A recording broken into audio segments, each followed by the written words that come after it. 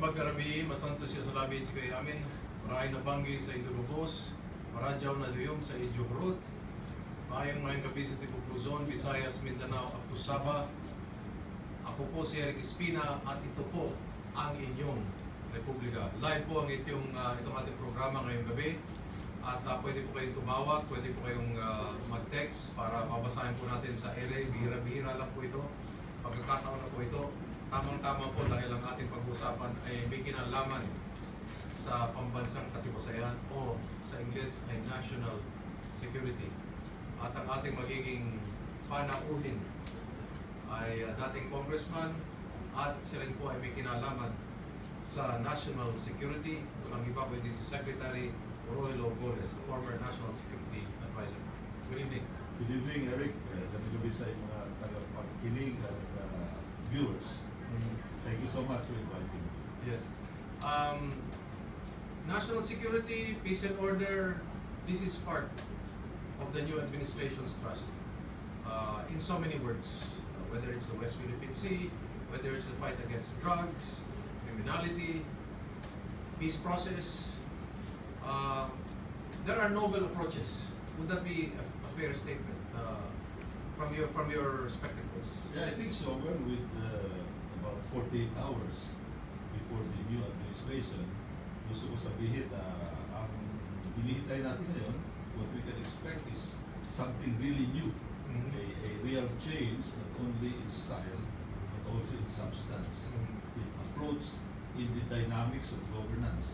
Sapagkat siguro sa tagal ng paglilingkod sa gobyerno, as a student, Yes. as a participant, as a member of Congress, ngayon ako makakita ng ganito. Talagang kakaiba itong darating na bagong gobyerno.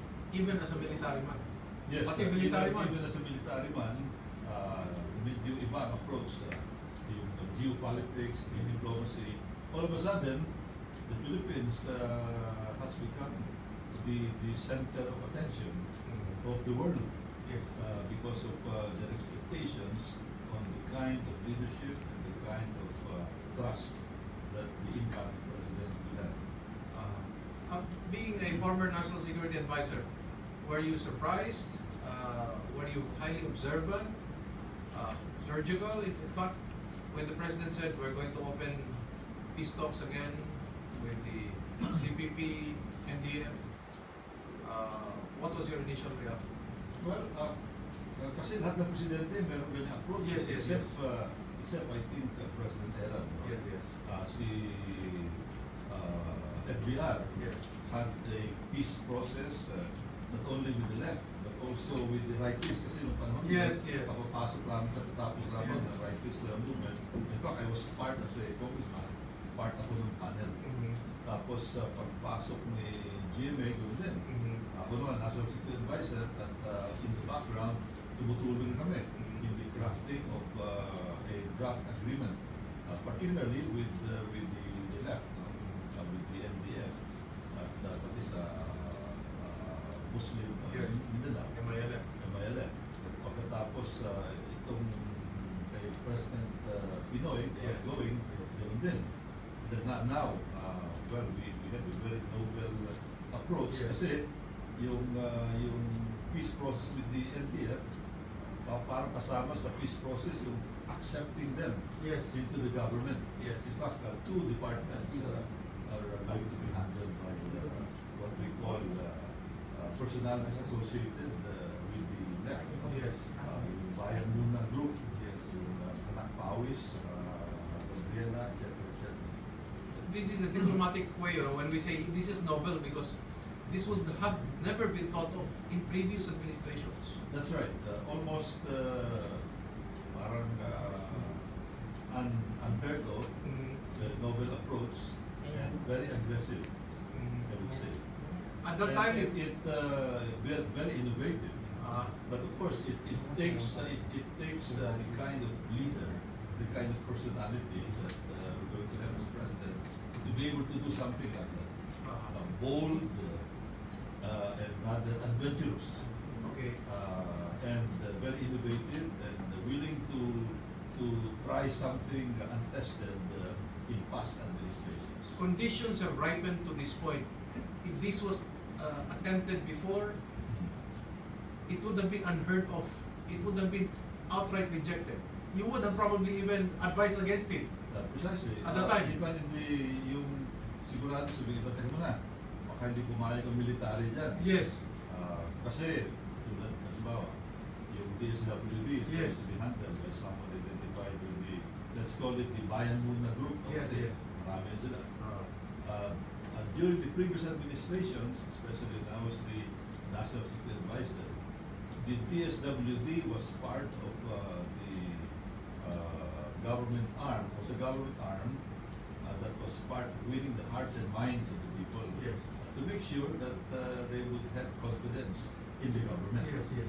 Especially in relation to battling it out with so-called left.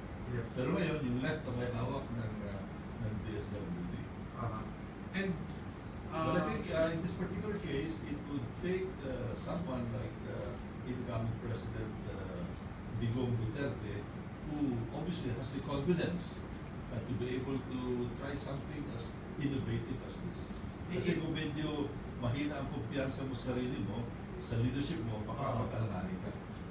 baka maano ka pa, maunahan ka pa. Yun, baka hindi lang yan, mag-worry ka about the resistance from outside and even within your government. If you recall, there was already an impasse as far as the GPH negotiator, Alex Padilla. Natigil na yun eh. Because, yun nga, I remember Alex Padilla said, we should be dealing with the CPP in terms of peace talks, no longer with the NDF. In this case, what should the approach be now? We have opened the doors to them. Should we still be talking with the NDF or with the CPP directly, or a combination of both? Siguro combination. And I think even sa side nila, palagi ko medyo... Pahit na. Hindi, sa side nila medyo naninibago din sila, no? But the fact that they accepted is to me a positive indication that they're willing to collaborate. If I may use that word, yes. willing to cooperate, to collaborate, to work to make sure that the agenda and program of the government of the president, incoming president, Yes. is going to succeed with their participation. Yes. Kasama sila dyan. Ano yung dalawang yan? Yung hawak nila, DSWD and Department of Agrarian Reform. Originally, there were 4 slots supposedly Labor for and them. DNR Pass. Yes. With all this happening, could we actually say that there is a coalition government being formed? Sa ibang gobyerno, coalition government ang tawag Ang yan. tawag dyan, yes. Oo, kasi hindi lang coalition of various parties, no? Yes. But a coalition of various ideologies ang pinag-usapan natin yan. And contending. Oo. Magkakalaban pa, no? Pagkakalaban, even within the, kaya very interesting ang dynamics ito. Halimbawa, DSWD in relation to the Department of National Defense. How would the two relate with each other?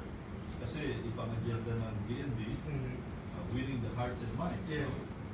But what about the DSWD, whose incoming secretary is identified with the left? Yes, yes.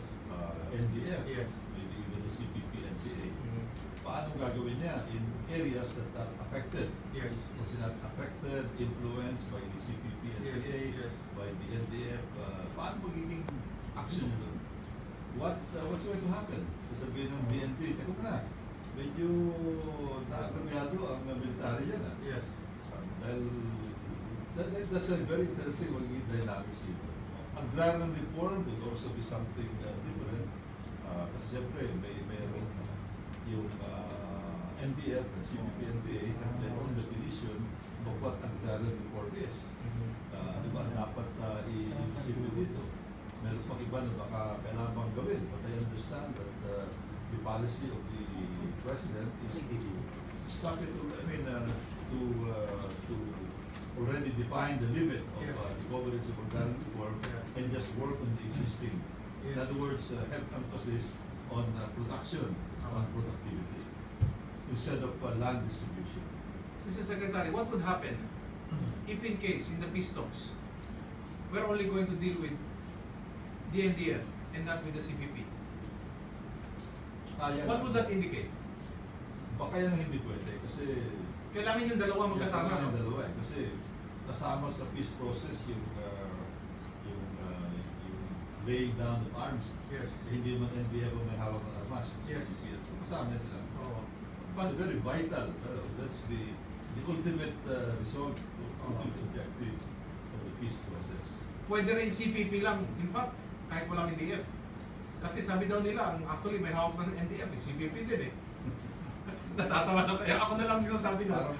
Parang mo sinabi na the president is the head of state and also the commander-in-chief. Head So, of state meaning head of the civilian government. Yes, yes. And at the same time, the commander-in-chief Oo. of all the armed forces.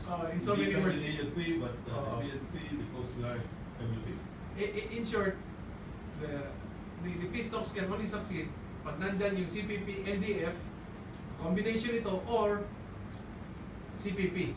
Yeah, kasi hindi Oo. pwede magkaroon ng peace Oo. kung hindi pag-usapan yung armas. Yes. Hindi pwede sabihin, o sige, let's have peace, pero yung armas namin, katago somewhere, no? Mhm. 10,000 rifles even somewhere. Mhm. Hindi pwede. No? Kasi at any time, pwede ilabas ulit yung mga baril nila. In this kind of a situation, where the president has opened the front door to express his sincerity, pasok kayo, you're now part of government. I'm sure the left is reassessing its position as to, even they, is this a trap? Are they thinking, is this a trap? Hindi siguro. I'm sure sila ina-analyze sila. Oo. Ano bang resulta rito sa atin? Oo. Kasi it's a new ball game. Yes, yes. But buti ito ng presidente, the president will be the balancer. Yes, yes. And that's how the president should be. Yes. To balance the conflicting various interests, Yes. various influence groups Yes.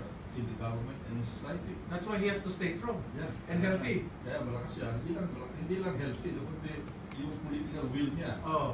should be there to make sure na, pwede ito, hindi pwede yan, pwede ito, hindi yan kasama sa agenda natin. Oo. How do you see this now playing out? They're part of government.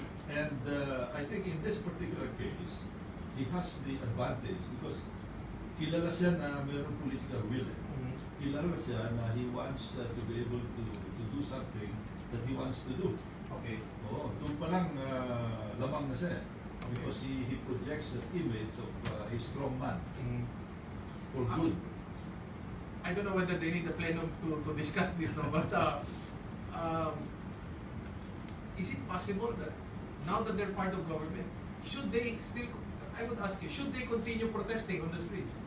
Should they continue burning effigies? Because, I mean, this has been the geriatric tradition of the protest movement, no?